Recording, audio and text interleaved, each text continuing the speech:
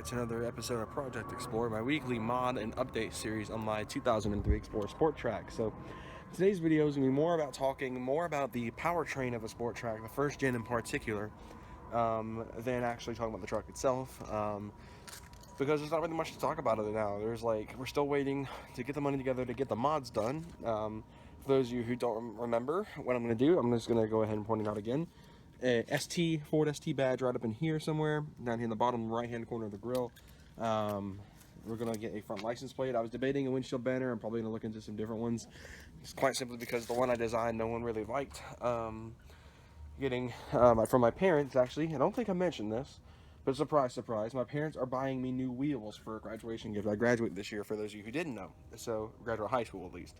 So my parents are being really cool and are buying me whatever set of wheels I feel like. So my dad recommended 20s due to the fact that, like I said in many videos ago, this thing is not going to be the kind of characteristical off-roading 4x4 style lifted truck.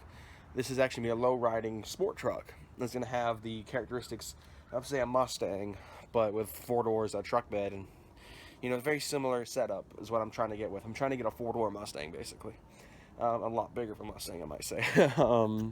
And then eventually I plan on getting this entire thing redone with a new paint, with a new coat of paint, because quite frankly this thing was used as a work truck before I got a hold of it. It was like a semi-work and daily truck. I'm gonna try to get it next time I get money together to paint it. I'm planning on getting it completely protected and stuff from rock chips, because it is annoying driving it out here in the sticks and running into rocks and stuff all over the place. That's the majority of where the scratches come from, are dust and rocks and all sorts of stuff like that. So also I'm getting a new set of CG Euro style taillights. Basically the white here and the red here will remain the same, but everything else is going to be black. And the reason for that is, as you can tell, there's a lot of damage to this left light. I don't know if that was a side effect from the accident or that I was involved in or what. I'm also going to get the other one replaced as well to go with. And then on the exhaust end of things, we're getting a Flowmaster Super 40. Now that'll be an interesting video, because the video what I'm planning on is we're going to be doing it at the auto shop at my school. So we'll pull it into the shop, do all that stuff. We're basically going to do the video with it we're going to do before and after clips. We're going to start it on open cats just to see what it sounds like, because I'm not, either way I put it into Flowmaster on, even if it sounds amazing on open cats, it's not going to stop me, because that's $85 I would have wasted at that point, right? So yeah, getting the Flowmaster done be really cool. And eventually, when this thing's done and I have more money together, it's getting 2-inch front and 2 inches in the back lowering springs from Beltec. I looked it up, and they were the cheapest and most high quality one, at least. They're the only ones that really supported the sport track. So the Beltec kit is what I'm going with. But yeah, it's going to be really cool when it's all finished. I'm also getting the door handle on the left side replaced, because that door handle is snapped. It was snapped when we bought the truck. The guy decided to try to put an eBay door handle in there because the first one broke, and it broke immediately. He put it on there and flipped it up, and it snapped. So for those of you who own these things, don't buy door handles from eBay. So now we're getting on to the real portion of the video, which is talking about the powertrain for the first gen sport tracks. So from 2001 to 2005, these trucks were available with only 4-wheel and 2-wheel drive, obviously, as most trucks are. See while I get my keys off my neck and try to use one hand to get the key up. There we go. XLSs did not have keyless entry, so I'm getting that as well. That's going to be really cool. Finally have actual keyless entry. Alright, so you pop the hood, 216, 546 on the odometer. So the first gen trucks came equipped with a 4-liter Cologne V6, the kind of stereotypical slow V6, single overhead cam. They've been using this platform for many years. I'm trying to find the hood latch. There we go. A little heavy today. But yeah, so mine doesn't have the engine cover. Most of them will have like a little tube over here that says 4-liter single overhead cam. Mine doesn't have that for whatever reason. It's missing.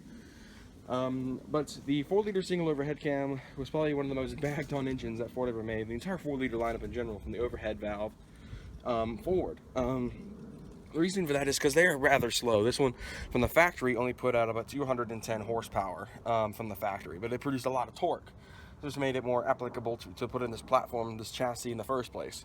Granted, I've never really seen much slowness in it until you get up towards 60 and stuff. It didn't, Friday or Sunday actually, I drove it for the first time over 60, and basically once it passes 60, it just kind of likes to give up a little bit. But that's typical of all trucks, especially when they're factory stock. So sooner or later, when I get a programmer put on this thing, I don't know when that'll be, I'll be deleting the rev limiter and all that stuff, so it'll be able to rev up to 6K in the parking lot, which is really cool. But the single overhead cam is one of the most reliable Ford engines. This one is actually the exact one from 2003. It has been replaced or rebuilt from 216,000 miles. It definitely needs a tune-up, which explains why I get 7 miles to the gallon. It needs valve cover gaskets, obviously, as you guys have seen before. But every single thing on this engine, except for maybe the thermostat housing and maybe the thermostat itself, are completely original. I mean, this thing is in great. The engine itself, I mean, the engine itself is in shot condition, but it really is reliable. It's running the stock air intake. That may be replaced later as well. I'm looking at getting a K&N drop-in filter, which will add some throttle response, which I need. As you see, it runs on a throttle body, a single throttle body cable. Got your old dipstick over there. Haven't seen the transmission fluid. That may be it over there in the corner, as you can see.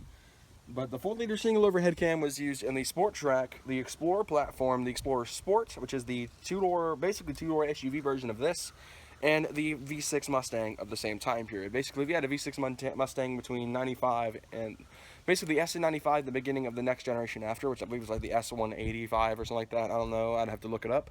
I may correct myself. They also ran on the 4-liter single overhead cams until about 2011 when the Mustang switched to the 3.7, which is what my dad runs on his. And everyone hated them. Basically, back then, if you bought a 4-liter Mustang, you did it just because you wanted a Mustang platform. You did not want the performance of the GT. You just wanted to say you had a Mustang.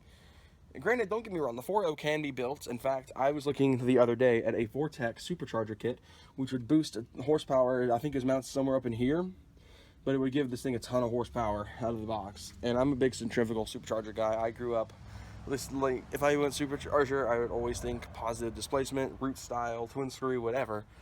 But now I've heard of the centrifugal, and I'm like, I really want one of those because it gives me the turbo boost and the blow-off valve of a turbocharger, but with the instant torque of a supercharger. Granted, it doesn't put out as much power as a positive displacement, but it still puts out a good bit of power to the ground if it's two-wheel drive. The 4-wheel drive ones, they had a transfer case on the dashboard, which I will show where that would be located. Of course, as you all know, I have a 2-wheel drive model.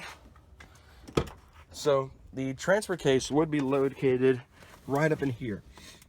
But as you guys know, I don't have a transfer case, so this is just full on plastic. I have my cigarette lighter down here. But yeah, basically the moral of the story today is the 4-liter was not as bad as an engine as everyone makes it seem. It can be built, but it is not as powerful as, say, a 3.7 or the 5.0 or even the 4.62 valve. So if you're looking for that kind of performance, you might as well just go ahead and swap in the 2 valve. I've definitely looked in the past doing 5.0 conversions on this Windsor, but I think I've decided really that if I ever do get that kind of money to do a 5.0 swap, I either want to get a built Windsor or I want to get a Coyote, a completely fair, like, factory fresh Coyote. But anyway, guys, thank you guys so much for watching this episode of Project Explorer. I'm sorry for not having any mods videos as of late. They will be coming very soon, though. Keep your eyes open on my Twitter account, because that's where I post the most at. Again, thank you guys so much for watching this video, and I will see you guys in the next one. Take care, guys.